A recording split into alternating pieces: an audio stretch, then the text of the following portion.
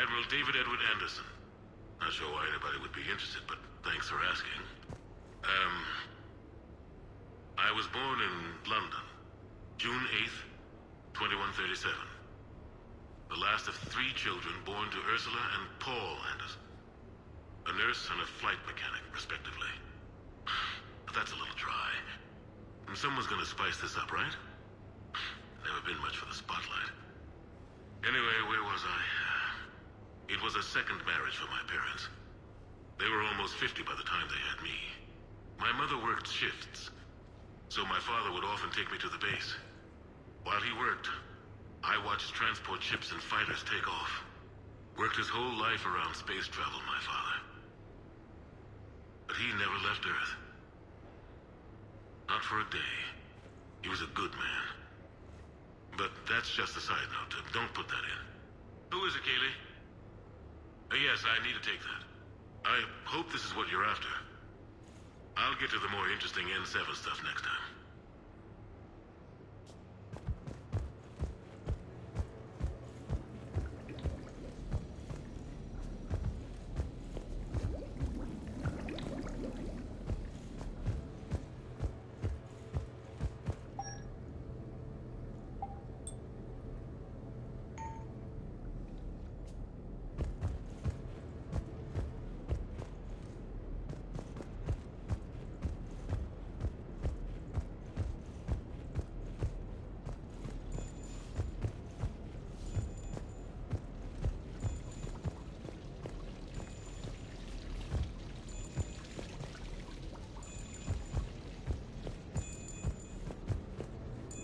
No, it's fine. I got a few minutes.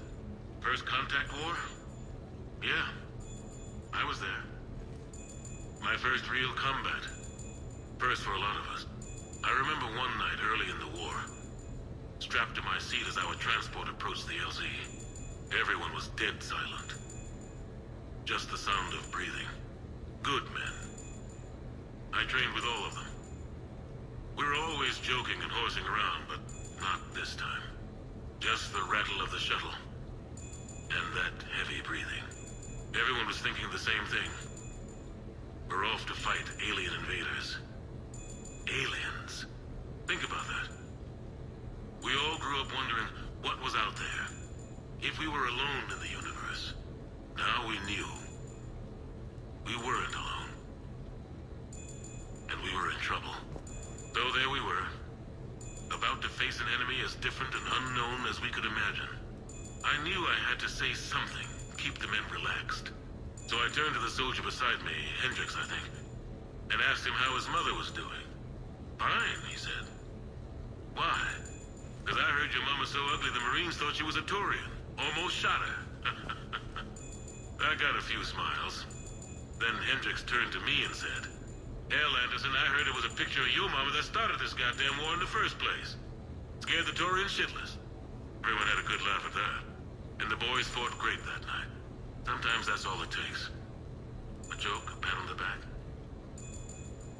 Just a little reminder that everything's gonna be okay.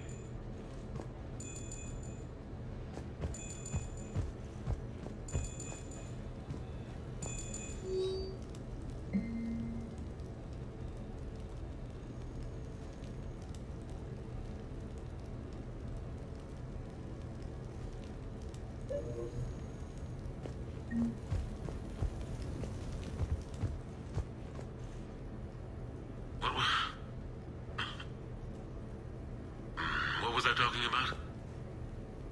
Early days, right? People ask why I joined the military.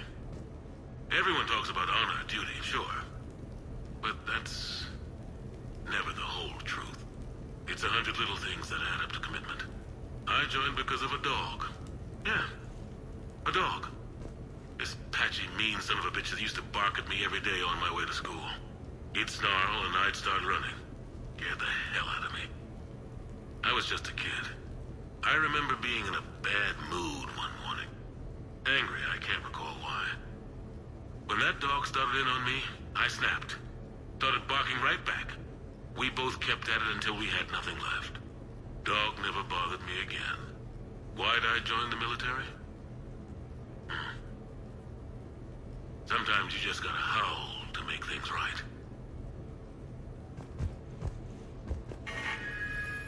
A few months ago, I had a chance to sit down with one of Earth's most decorated soldiers, Admiral David Anderson. He was kind enough to answer my questions and talk about his career. Today, the Admiral is on Earth, leading the defense of our home against the Reapers. We have no communication with him or any soldiers on Earth, but we can't forget what they're doing for us. Tonight's show is dedicated to all of the soldiers out there, fighting and dying to keep us safe. Admiral Anderson, today marks the 30th anniversary of the N7 program. Can you describe your first day of training in this now famous program? The Interplanetary Combatives Training Program is all business from day one. How so? We're given basic gear, then separated and stranded on an asteroid with no nav data. The test ends when the last person runs out of oxygen. Sounds daunting.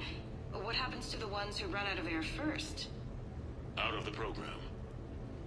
The best N7s can survive alone, but work together to survive even longer. That's very impressive, Admiral. Deep space survival training. That has to be so difficult.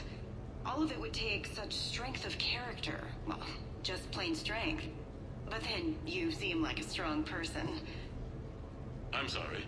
Is there a question in there? Well, does the program make the man? Or do you think you were born for this? It's a bit of both, I suppose. Every soldier reaches a point in their career, sometimes more than once, when they are asked to give more than they ever thought they could. That moment is the test. I've seen men and women, almost sure to fail, persevere long past the point of breaking. That experience changes them. Others, with all the gifts and abilities, fail in that moment. Sometimes they pick themselves up and carry on. Sometimes they're just done. What about you? What was your moment? I've had a few, none of which I'd like to share.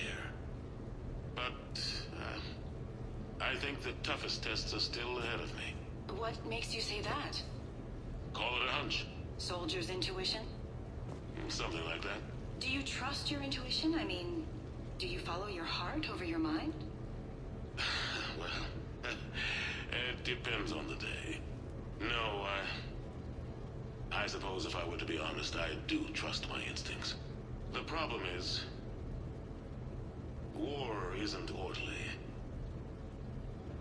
And the enemy is never predictable. Even the most experienced veteran is going to find themselves in situations they haven't trained for. In those instances, and there's more than I'd like to admit, your instincts are the only thing keeping you alive. That, and the men and women you're fighting beside. But soldiers are only as good as their leader, isn't that true? Yeah. A good leader can make an okay squad great. A bad leader, well, war tends to make examples of them. What makes a good leader, then? A good leader is someone who values the life of his men over the success of the mission, but understands that sometimes the cost of failing a mission is higher than the cost of losing those men. That's a terrible line to have to walk. Yes, it is. But war is a terrible thing. Thank you for your time, Admiral. Thank you.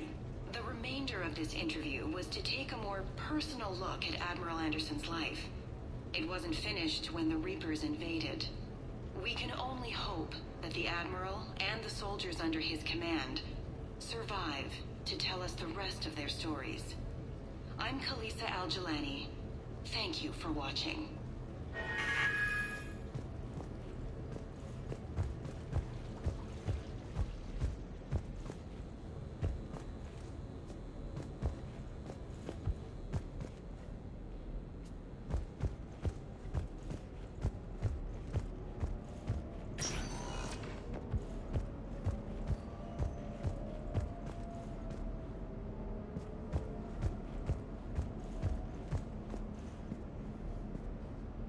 you.